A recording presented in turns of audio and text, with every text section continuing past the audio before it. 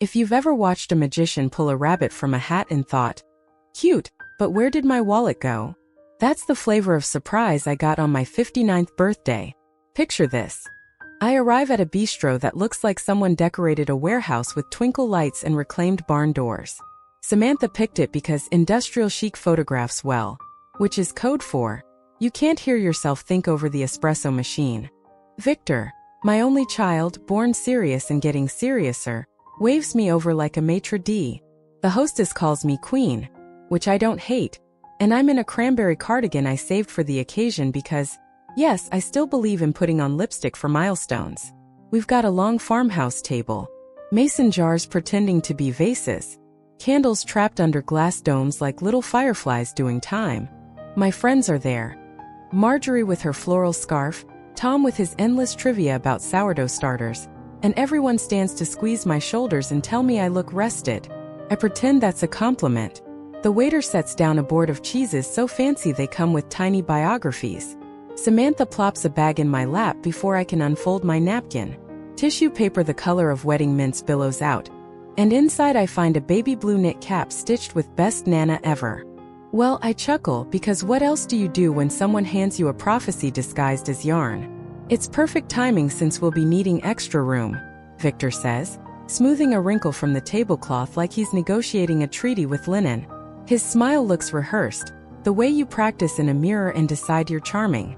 I laugh again, but this one sounds like a chair scooting across tile. Then Victor taps his glass.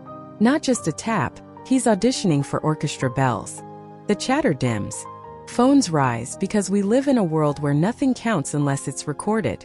Samantha lifts hers at a strategic angle. She's very good at capturing my better side, which is apparently the side least likely to cause comment section debates. My mom is the most generous woman I know. Victor begins, and I get a prickle under my cardigan. Compliments from him have started to feel like coupons. Expiring soon, some restrictions apply. And tonight, he says, we're celebrating more than her birthday. We're celebrating our next step as a family. He still says family like a brand name. The table leans in. Even the waiter pauses with a tray of artisanal meatballs.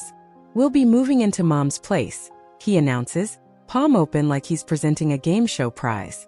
She doesn't need all that space and we'll finally have room for, well, you know. Samantha bites her lip like a theater student being bashful, then clinks her glass against his and adds, we're just so grateful for her openness. People applaud. Someone whistles. Tom yells, Mazel. Despite being Lutheran, I am smiling. I am nodding. I am also a woman who spent 28 years in that apartment, who can locate a sewing needle in a junk drawer blindfolded, who knows exactly which floorboard squeaks when you carry laundry down the hall. In my mind, I step into the pantry and lock the door because a pantry has rules and birthdays apparently do not. Samantha, never one to miss a segue, launches into decorating plans. We'll keep your plants on the balcony, she trills, as if my geraniums are tenants negotiating sublets. Maybe lighten the window coverings, she says, which sounds a lot like toss your lace curtains. Victor nods along, eyes soft, like a boy who just discovered cloud formations. He adds, it's perfect for a nursery, and pats the table as though the wood agrees. Around me, my friends make the sounds people make when they think they're witnessing something tender. My fork hovers over a beet salad that tastes like someone juiced a barn.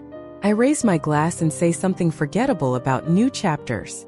The words feel like socks you put on damp by mistake. Samantha turns her camera toward me for my reaction. I give her the smile. You know the one, gentle, grateful, baffled. The smile mothers wear when their children swear they're handling it. And you see the smoke and hear the alarm anyway. The video will look sweet with acoustic guitar over it, I think. And then I wonder when I started composing my life for other people's speakers. The server brings a dessert with a sparkler. Everyone sings slightly off-key, my favorite key. I close my eyes on the last note, make a wish, and the wish is this, that the ground stops moving under my sensible shoes. When I open them, Samantha is whispering to Victor about timeline and mood boards. And he is nodding like he's already living somewhere that smells like fresh paint and baby powder that hasn't been purchased yet. I take a breath. It tastes like cinnamon and a little like fear. I tell myself I'll ask questions after coffee, after the check, after we elbow into our coats. I tell myself a lot of things, that this is a misunderstanding, that adults don't stage announcements without asking, that my boy remembers the difference between mine and ours. The table toasts again. Glasses touch. Mine doesn't. I set it down carefully, as if the stem is a trigger and I'm not in the mood to set off anything else. Somewhere between the espresso and the mint, I feel it like the barometric drop before a storm. Not thunder yet, but a hush. The kind that tells you to bring in the cushions, latch the windows, and find the good flashlight. I button my cardigan, dab at a crumb, and decide, quietly, fiercely, that if there's a storm coming to my home, I will learn the wind's name before it learns mine. Part 2. When I got home, I didn't turn on any lamps. I put my handbag on the counter, lined my shoes neatly by the mat, because order is a small prayer, and went hunting for answers. The file cabinet still sticks on the second drawer. I know the trick. A nudge left, then up like waking a stubborn cat. Out slid manila folders with my late husband's tidy block letters. Insurance, utilities, taxes. And then one with my name scrawled by Victor, hospital. Inside was the memory I didn't want. A lump of paperwork from that spring I'd spent coughing and swearing I was fine. There it sat, crisp as regret, an authorization giving Victor limited say over finances if I was incapacitated. Patrice, my lawyer who wears smart shoes and sharper expressions, had warned me long ago to revoke anything I no longer needed. I hadn't. Life gets busy. You mean to do a thing and then the thing waits politely until it's suddenly urgent. I texted Patrice at an hour the polite do not disturb. She answered anyway. If it's not revoked, it's alive, she wrote, then called. She spoke in that calm, stainless steel voice attorneys keep for clients who've just discovered the stove was still on. If a physician suggests cognitive concern, they could press for temporary control, she said. It's unlikely, but it's not imaginary. I made tea I didn't drink. Steam curled over nerves I couldn't smooth. My phone buzzed with a notification from Samantha's decor account. A slow pan of my living room, color graded to look like an afternoon in a magazine. Caption: the beginning of our next chapter. There were hearts and doves and an alarming number of comments saying how sweet it was that I was passing it down, as if my apartment were a bowl of potato salad at a picnic. Patrice told me to pull credit reports, add alerts, gather deeds, tax records, bank letters, anything that proved I knew where my life lived. Paper beats rumor, she said. I stacked documents in a neat, bossy pile. I labeled everything in my brisk teacher handwriting from the days I taught ceramics at the community center. Deed, title, account, contact. Felt good to write. It always has. Clay, pen, flower. There's a reason the hands remember. Victor emailed around dawn, subject line. Transition outline. Bulleted items, gentle tone. We'll handle movers, Mom. We'll rehome what doesn't fit. No rush, but here's a tentative timeline. He included a link titled Neutral Nursery Palette, which led to colors named after oatmeal and weather. I wrote back a single sentence. We should discuss this in person soon. Then I closed my laptop like it might bite. Before noon, Patrice had me in her office. She scanned, circled, flagged. You're fine today, she said. But we revoke this now, and we do it loudly. She slid papers across the desk. I signed like a woodpecker. She reminded me. No offhand remarks, no agreeing to helpful emails, no soft yes that become hard proof. From here on, she said, everything is deliberate. I left with a folder, a plan, and a stubborn little flame where my dread had been. When I reached my building, the front gate jammed as usual. But as my key hesitated in the lock, a thought arrived uninvited. What if it's not the gate? What if someone changed the cylinder? Clicked open on the third try. I laughed at myself in the lobby mirror, me and my disaster brain, then stopped laughing because sometimes the difference between paranoia and foresight is 3 business days and a notarized letter. I made a list at my kitchen table. Revoke authorizations, alert bank, pull copies, breathe. I underlined the last one. Then I taped a little sign inside my cupboard where only I would see it. No more nodding. It looked silly, bossing myself around like I was a coworker who needed a pep talk. But it worked. Every time I reached for a mug, the directive stared me down. And when my phone chimed with Samantha's post showing my lace curtains with the caption, "Can't wait to brighten this," I stared right back. Part 3. Samantha arrived 2 days later carrying iced coffee with my name spelled Elaine, which felt like a warning wrapped in caramel drizzle. Just checking on you, she sang, gliding in on a river of perfume. I kept the chain on the door at first, then unhooked it because my mother raised me to be cordial and because evidence is easier to gather when people talk. She set a white bag on the counter. Vitamins, she said, tapping it like a drum. It's early, but we're hopeful. I offered her sparkling water. She took it, didn't read the label, and drank like a person with no cautionary pamphlets at home. Then began the tour. She narrated my space as if auditioning for a home show. Crib here, rocker there, will float the sofa to open the flow. She opened drawers she hadn't been invited to open, peered into the laundry closet, and clucked at my sewing room like it was a challenge on a timed makeover. We'll simplify, she said. A word that can mean anything from store a few things to erase your life. I stood by the bookshelf my husband built from maple, sanded by hand until it felt like satin. She brushed the top with 2 fingers and said, "We can donate this, right? It's charming, but..." She didn't finish. People rarely do when the end of the sentence is, "It's not on trend." She set her purse down, and I caught a glimpse of a tabbed portfolio, blue, crisp, smug. When she excused herself to the bathroom, my curiosity and I had a brief moral committee meeting. The committee voted peak. Inside, a printed floor plan of my apartment with measurements and sticky notes, nursery, demo closet, and a market estimate in bold. On the back, someone had sketched furniture layouts. A little square was labeled staging bench. Not our bench. Not Mom's bench. Staging. I took photos as quickly as my hands could manage without shaking. Then I put everything back exactly as it had been, down to the angle of the pen clip. When Samantha returned, I was stirring soup that did not exist. Thinking of making lentils, I lied. Cozy, right? She nodded and hummed about color palettes that sounded like breakfast cereals. We sat for a while at my kitchen table where real life is supposed to happen. She scrolled on her phone, smiled at comments, and asked, "Do you prefer chrome or brass?" I said, "Yes," and she laughed, satisfied she'd included me. We both knew I hadn't chosen a thing. After she left, with a blown kiss toward the balcony plant she planned to cure it, I slid the deadbolt and leaned my forehead against the door. Then I got moving. I photographed every room from every angle, time-stamped the images, and uploaded them to cloud folders. I labeled my original deed with neon tape. I started a binder, because I am a woman who knows the emotional power of rings and tabs. That evening, I walked the perimeter of my own home and took inventory the way you do after a storm. Lamp, intact. Rug, straight. Memory, intact. I placed a small metal lockbox under my bed. Birth certificates, passports, the deed. My will in its current form with a sticky note that read, "Temp." I hid the spare key in a place Samantha would never guess because it wasn't cute. The flour tin. Before I turned in, I left a note on the fridge in my own handwriting for my own benefit. 3 questions before any yes. Who asked? What's written? Where does it live? It was bossy. It was also the best company I'd kept all week. Part 4. I called Harriet at 6:11 a.m. because that's when worry wakes up and starts making toast. She answered on the second ring with, "Tell me everything, Elle." So I did, in the voice you use when you find a crack in a teacup you've had for years. Soft, shocked, already calculating glue. Harriet used to survey properties for a living.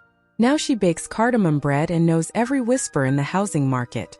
"You need a quiet sale," she said.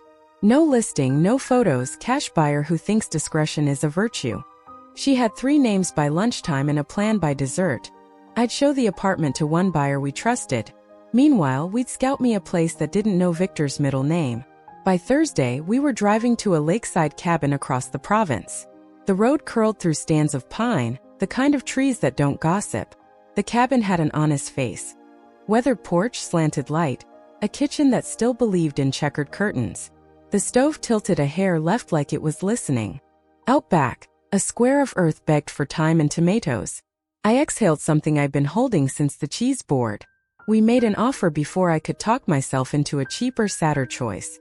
The seller, a widower with kind eyes and a fondness for overwatering geraniums, wanted someone who'd love the place. "I can do that," I said, and meant it. Harriet handled the paperwork with the flourish of a woman signing a valentine. Back in the city, I became an actress in my own kitchen. Online, I liked Samantha's mood boards and commented, How exciting! In person, I moved like a quiet raccoon. I hired Frank from Church Truck Strong Back Zero Curiosity to box my husband's tools, the heirloom dishes, and the photo albums. We labeled everything with innocent names, winter coats, and stored them in a unit uptown that does not ask follow-up questions. I changed the locks, which felt like changing a password your ex still knows. The building manager raised an eyebrow. I smiled the smile of a woman trying on boots with a hidden zipper. I forwarded my mail to a P.O. box near the cabin and gave the post office a start date that would confuse anyone tracking me by junk catalogs. I also did small petty things that delighted me. I swapped the sugar and the flour in my canisters, knowing if Samantha poked around for a baking montage later, she'd end up with glue cupcakes. I tucked the good doilies inside an old cereal box labeled outdoor gear. I placed a single empty suitcase by the hall closet so that should Samantha pop by, she'd think I was preparing for nothing more than a cheerful weekend away. Harriet found a buyer. A woman who runs a piano repair shop and collects houseplants like cats. We set a private showing for a Tuesday when Victor was usually at his studio. The buyer walked my rooms the way people walk through museums, whispering at the crown molding and patting the windowsills. "I'll keep the bookshelf," she said, unprompted, running a palm along the maple. I nearly handed her the keys on the spot. Paper moved. Money made arrangements. I learned to sign my name with my shoulders down. At night, I sat at my table and practiced saying clear sentences out loud. "I do not consent. Please put that in writing. My lawyer will respond." The phrases felt strange in my mouth at first, like chewing a new brand of mint. Then they began to taste like boundaries, which I've decided is the adult flavor of freedom. Part 5. He came on a Tuesday, the day we confirmed closing. The knock had rhythm, impatient, practiced. I didn't answer. The chain stayed put. My kettle hummed like an ally. "Mom." Victor's voice through the door had that tight, polite edge he uses when a barista gets his order wrong. The key scraped the lock and failed because I'd had the cylinder replaced. A pause. Another try. Metal confusion. "Mom, open up. We need to talk." I leaned against the hallway wall and watched sunlight crawl across the runner. He tried the key again, then exhaled the way people do when they discover the world rearranged itself without asking them. "I heard about the buyer," he said, quieter now. "Harriet called someone who called me. Are you serious?" The old me would have answered, soothed, offered tea through a closed door. The new me studied the grain of the wood and composed silence. "If we can't talk this through," he said at last, syllables landing like neatly folded towels, "I'll have no choice but to take formal action." There it was, the soft threat in a suit. The envelope slid under the door a minute later. I didn't touch it until his footsteps faded. Inside, a request for a transitional occupancy review, signed by an assistant at a law firm whose website photographs succulents. A highlighted line mentioned, "Pending consideration of medical guardianship." My fingers went cold like I dipped them in a bowl of worry. I called Patrice. She picked up on ring one. "They're escalating," she said. "We respond with documentation, not drama." The next afternoon, Samantha brought her performance to the hallway. She didn't knock. She staged herself 3 feet from my door, angled her phone, and began to weep on cue. "We were promised a home," she told the lens, voice quivering like a soap opera violin. "We're trying to grow our family and we're being shut out." Neighbors peeked through their peepholes, hungry for plot. I opened the door just enough to be seen and said one word, "Leave." Not loud, not mean, simply accurate. That night, her video climbed through the internet, and strangers offered opinions as if they too had keys to my front gate. I forwarded the link to Patrice with a note, "More for the file." Patrice responded with a thumbs-up emoji, which is the legal profession's version of an air hug. I spent that evening making lists that required no permission, who to notify about the sale, which plants would go to which friends, where to leave the keys. I polished the maple bookshelf because I wanted the buyer to meet it at its best. I pulled one last casserole from the freezer and wrote heating instructions on the lid for myself because I like being taken care of by me. On the refrigerator, the note I'd left weeks earlier. And no more nodding, watched me like a coach. I nodded to it, which felt deliciously ironic, and then I slept in the lopsided way people do when their lives are down to checklists and courage. Morning brought coffee and paperwork. Courage stayed.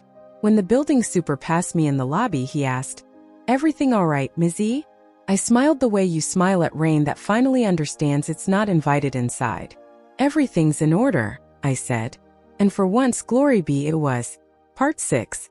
2 days before closing, Victor emailed a deed transfer already signed by him and Samantha, with a polite blank where my name should go. The subject line tried to be gentle. "Let's keep this simple." I forwarded it to Patrice and texted Victor, "You'll hear from my attorney. Do not contact me again." My hands didn't shake. That felt like a graduation. Closing day was early, the hour when even pigeons look rumpled. I wiped down the counters, ran a cloth over the stove, and thanked the cabinets for holding more than dishes all these years. The maple shelf got a final pat. I placed the keys on the kitchen table atop an index card that read, "Welcome home." Not to my son. To the woman who tuned pianos and understood steady things.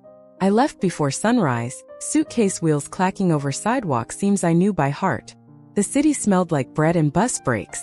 At the corner, I looked up at my windows, still my curtains, still my light, and let my gaze linger the way you do when you're folding a sweater for storage. Not goodbye, not exactly. More like we did right by each other. On the highway, the sky unspooled like ribbon. The cabin appeared the way good places do. First as an idea, then as pine, porch, and possibility. I unlocked the door and stood in the living room listening for my own heartbeat. It sounded like a woman who had just moved the center of her life without dropping it. My phone lit up with messages, Victor's paragraphs, Samantha's declarations, extended family forwarding unhelpful advice. I turned the screen face down and brewed coffee with a camp kettle that looked too small for the job and did it anyway. The only text I answered came from Chloe, my niece with a reporter's nose for varnish. "I don't buy their story. Are you safe?" she wrote. "Safe and done," I replied. 2 words, 6 anchors. In the afternoon, I sat on the porch and introduced myself to the lake. We discussed loons, weather, and the integrity of wooden steps. I made lists of where everything would go. Pottery wheel by the window, mixing bowls on the open shelf, the quilt my sister stitched over the back of the sofa.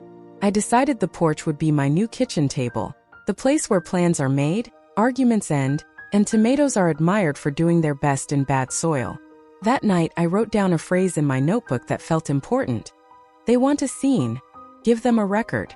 Then I put the notebook under a weighty cookbook, because sometimes wisdom grows wings if you don't anchor it with butter and flour. I went to bed early because the kind of tired I had doesn't announce itself. It settles into your elbows and asks for kindness. Part 7. A slim white box arrived on the cabin stoop with a ribbon that tried too hard. No return address. Inside, a framed sonogram and a card initialed S and V. At first glance, it looked legitimate. At second, I recognized the exact image from a pregnancy app Samantha had gushed over months ago. Same grain, same little caption cropped off the corner. I set it on the counter between the salt and the pepper. That's where I keep things that don't season anything.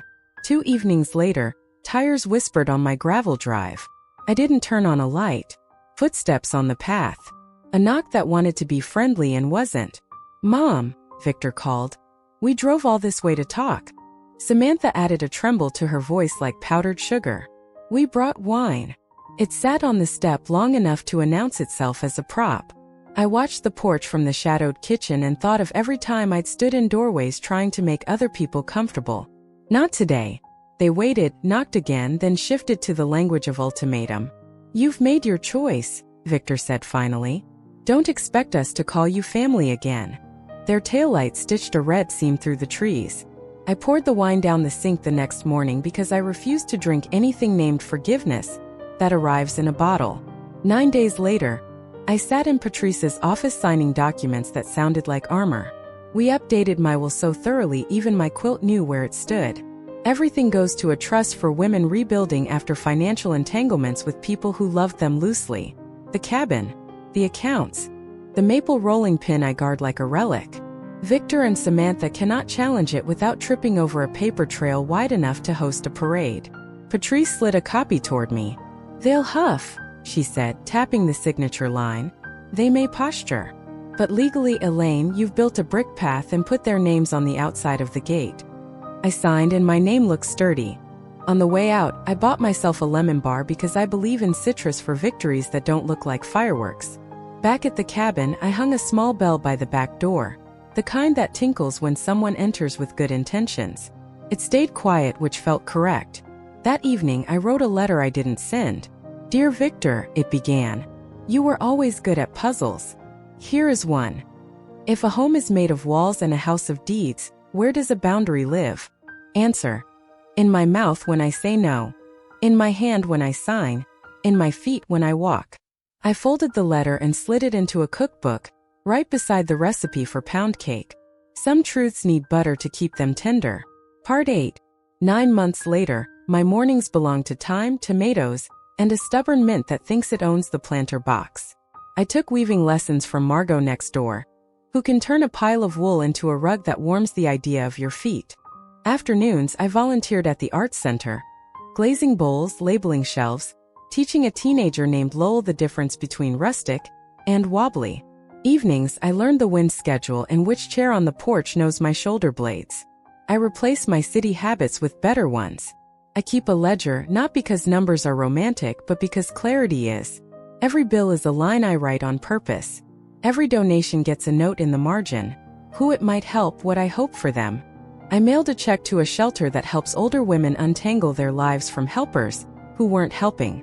I enclosed a recipe for lemon bars because justice should have dessert. Chloe had a baby. Cheeks like peaches and a stare that means business.